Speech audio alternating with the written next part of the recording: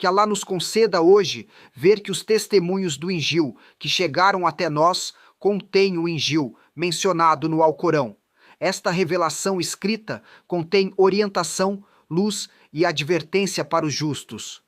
O Injil é composto pelas palavras que Isa, filho de Maria, transmitiu de Alá e constitui um chamado único, um testemunho único. Em verdade, eu vos faço estas perguntas.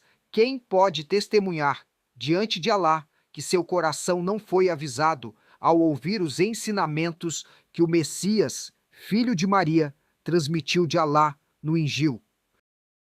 O que Alá preserva não pode ser considerado como aquilo que foi deixado sob a custódia dos homens. Além disso, cada parte anterior da escrita deve ser estudada à luz do Alcorão. Digo isso à luz do Alcorão, e não na escuridão de ideologias construídas com base no Alcorão. Os adeptos da letra comparam partes das escrituras entre si para evitar ter que questionar suas ideologias errôneas e se confortar com o erro. Aqueles que compreendem o Espírito do Eterno, esse Espírito contido na letra, entendem que os princípios das escrituras anteriores, que formam o caminho da retidão, são relembrados com mais precisão no Alcorão. Assim, os sunitas tradicionalistas, por exemplo, abandonaram a fé em revelações anteriores para substituí-la pela fé em sua tradição chamada Sunna. Eles, portanto, se desviaram do islamismo. Assim, os coranistas abandonaram a fé em revelações anteriores para substituir a fé inicialmente prescrita no Alcorão pela fé somente no Alcorão. Cada um deles entra em uma forma de cisma dos caminhos desviantes da verdade.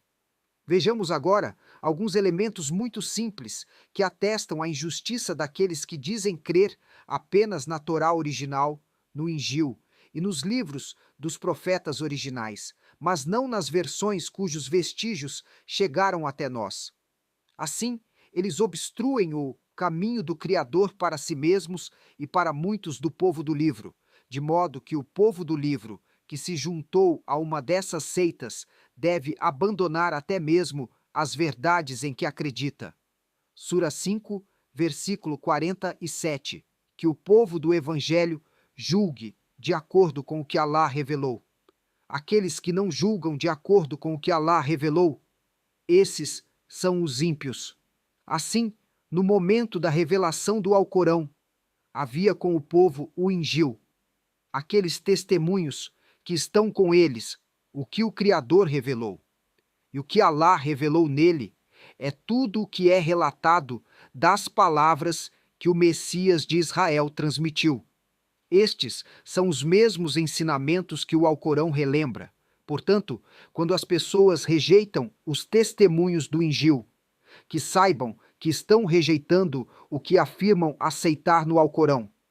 Vocês creem em uma parte da Escritura e rejeitariam a outra? Vocês creem no que lhes foi revelado e rejeitariam o que veio antes? Vocês pedem ao povo do livro que creia no Alcorão, enquanto vocês desacreditam no que veio antes? Sura 9, versículo 111. De fato, Alá comprou dos crentes suas vidas e suas riquezas em troca do paraíso. Eles lutam pela causa de Alá, matam e são mortos. Esta é uma promessa verdadeira que ele assumiu na Torá, no Evangelho e no Alcorão.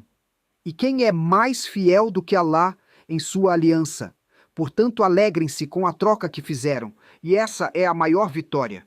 Encontramos este compromisso do Senhor através das palavras do Messias contidas nos testemunhos do Evangelho.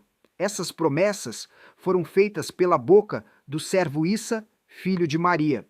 Marcos 10, 29 a 31. Jesus respondeu: Em verdade vos digo que ninguém há que tenha deixado casa, ou irmãos, ou irmãs, ou mãe, ou pai, ou filhos, ou terras, por minha causa e por causa do Evangelho, que não receba 100 vezes mais já nesta era, casas, irmãos, irmãs, mães, filhos e terras com perseguições, e na era vindoura, a vida eterna. Muitos dos primeiros serão os últimos, e muitos dos últimos serão os primeiros. Marcos 8:35 a 37.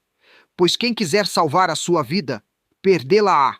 Mas quem perder a sua vida por minha causa e pelo Evangelho, salvá-la-á. E que aproveita ao homem ganhar tudo e perder a sua alma? Que dará o homem em troca da sua alma? Veja, quando encontramos o compromisso do Eterno nestes testemunhos do Injil, este mesmo compromisso, que é mencionado no Alcorão, como estando contido no que está nas mãos do povo do Injil, bem, esta realidade torna vão o argumento daqueles que disputam dizendo: mas deve haver apenas um Injil. Na mente, existe apenas um Injil na realidade, mas relatado de diferentes ângulos. O Alcorão não contém contradições, pois Alá o preserva. Este critério não pode ser imposto aos escritos que precederam o Alcorão e foram deixados aos cuidados dos homens, sujeitos ao esquecimento e ao erro. Não posso me estender muito aqui, pois a duração do vídeo não deve exceder 10 minutos, mas as referências corânicas às realidades do Injil estão contidas nestes testemunhos. Seja a imagem dada no Evangelho de uma semente que germina e depois se torna forte, engrossa e depois cresce em seu caule para a maravilha dos semeadores, em referência à parábola do semeador, ou a gentileza e mansidão semeadas nos corações do povo do Injil, fruto dos ensinamentos do Messias que lhes disse: amem-se uns aos outros, vocês serão reconhecidos como meus discípulos. E muitos outros ensinamentos que são lembrados no Alcorão. Em conclusão, pode-se dizer que estes testemunhos, na sua forma atual, podem ser considerados como revelações de Alá, mas não se pode negar que eles contêm o Injil atestado no Alcorão. E eu estou entre os que creem. A minha fé é um testemunho contra os incrédulos e obstruem o caminho de Alá com a sua desorientação. A fé nas revelações anteriores não é uma opção, mas uma obrigação. Quem rejeita ou distorce a fé prescrita pelo Criador desvia-se para um cisma de associação. Irmãos e irmãs no Islã, Salam, Shalom.